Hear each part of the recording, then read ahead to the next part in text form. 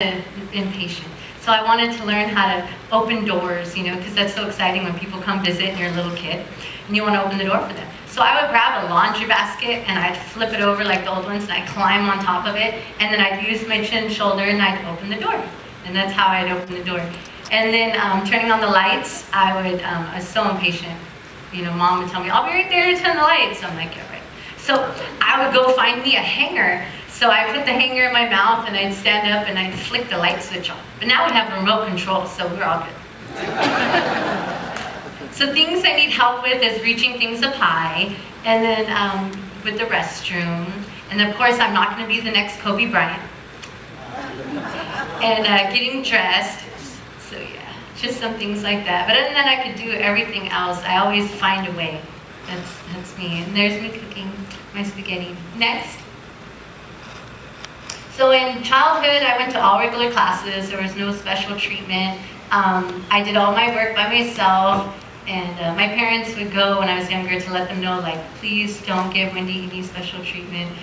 Please let Wendy do things on her own. And my teacher was always behind me. And so I wanted to hang up my jacket, because that's the thing you do when you go to the school. You go, you put your books down, you hang up your jacket. And so the teacher got mad at me, and she's like, where are you going? I'm like, hanging up my jacket, like everybody else.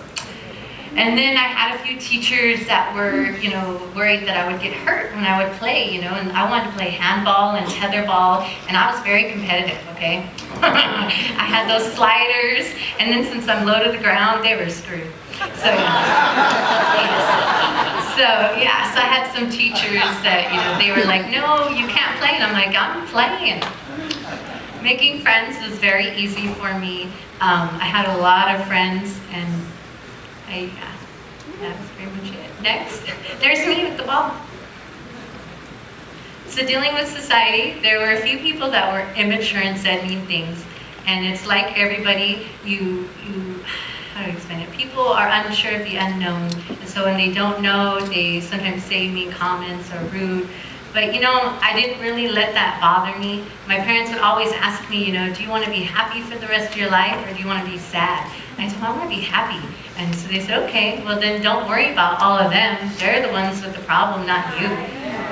And so I said, yeah, that's right. So I said I was good. And then my biggest thing is I always like to encourage people to come up and ask me questions. So when I notice that a whole bunch of people are staring at me, I'll smile and I'll say, hi, how are you doing? And try to talk with them, and yes, so I like to encourage people to ask questions because it's better to ask questions than to sit there and stare. And at least I know what you're thinking about. Next. So I went to all my school dances. And it was really neat because my mother didn't get to go to her school dances. So then when it was my turn, she wanted me to go to every single one. So I got everything. I got the whole shebang, the dress, everything. You know how sometimes you have to beg mom and dad for the limo? I got it all just because my mom didn't get it. So I went to all my dances. And then peer counseling, this was really neat. You do little trainings with peer counseling to help people within the school. So I became a peer counselor. And so on one of our events, we had to climb over a 15-foot wall. And it's a flat wall. There's no hooks, there's no handles, there's no nothing. And so they got me over that 15-foot wall. And it was so neat. It was a team building exercise and it was amazing. And I was in drama. Yes, I know, drama, right? We all got enough drama. So I was in drama in school, middle school and high school. And in my senior year, I made the leading role. And it was so awesome. I miss those days. It's funny, we think about that when we're older. We should have been more patient and took our time when we were younger. Right, next.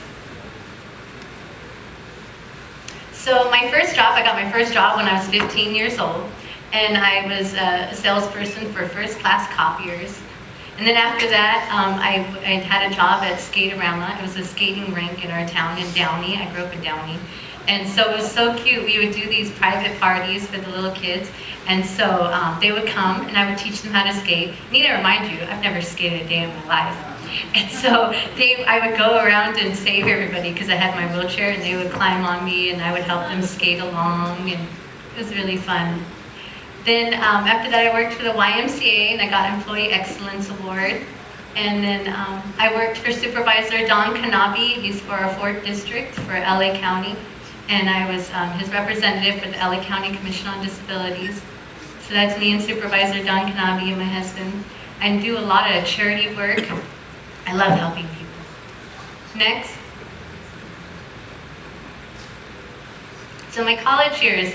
First I went to Long Beach City College and I majored in communication studies. Then I went to Cal State Long Beach and I was there a little bit. I currently attend college. Oh, I have to update that. I'm now in my master's. I graduated with my bachelor's degree this last summer in human services. And now I'm in my master's program in psychology. And that's been going really fun. It's very challenging. And then the Soroptimist Club has presented me with an award for Women of Distinction in all my work for the LA County. They recently just awarded me. That was really neat. I've been interviewed by the LA Times for all my accomplishments, been on the news, teen magazines, and I've also been in a Korean English textbook. It was really funny. I thought that was so cute. When I started getting these emails from little kids telling me that I'm going to be on their quiz coming up next week, and they wanted some pointers. I thought that was so cool. I'm like, really? I'm in your textbook? And that's me graduating with my bachelor's. Next. So adaptive sports. So there's this program called Casa Kalina. It's really neat. It's for people with disabilities, and they go and they make all these sporting events accessible for you. So I've been snow skiing, water skiing, and jet skiing. It's so much fun. So on the right, I gotta find a picture of me snow skiing, but so you can see at the top ski on the right, that's for water skiing. And so what you do is you sit in that thing, and then the strap is tied to you in front. Need I remind you, I don't know how to swim. Yes. So they're tying the ski in front of you, and then they let you go, okay? And then the boat takes off, and then I'm by myself in the water. And so what you do when you want to turn, you just tilt. And then you want to go this way, you tilt that way. And thank you, Jesus, I never fell once. And then I did the snow skiing. It's the same thing, but there's a guy behind you, but he's just there just in case you fall. But that was really fun too. And it's the same concept. You tilt, and then it goes where you go. And then there's me at the bottom with my husband. We went boob tubing. I did that this last year. It was so much fun. Yes, so much fun. But before the part where it was fun, I'd never been before, right? So I need to remind you, I can't swim. So the life vest is supposed to save you, right? No, I'm butt heavy. So when I go in the water with the life vest, my butt goes up and my head goes in the water. Yes. So I get on the boot tube, and it's me and my friend Brenda and her daughter, right? And so we're getting ready to take off. Well, I've never been before, and I can't hold on, right? Because I have no hands. So we go. Well, we were too far up on the boot tube, so the whole thing flipped over. The tube flipped over me and all of us on the tube. So my husband's freaking out. He jumps off the boat to come and rescue me, right? He grabs me out of the water, and I said, "Man, let's go do that again." And he looked at me and he said, "Are you crazy?" He's like, "You scared me half to death." I said, "No, but I want to do it again." He's like, "No." I was like, "No, seriously." He's like, "You really do?" I'm like, "Yeah." And he's like, "The only way you're going to go back on is if I go with you." I said, "Well, what are you waiting for?" And he's like, so he got on, and then we went. It was so much fun. I highly recommend, if y'all haven't gone boot tubing yet, y'all gotta go, okay?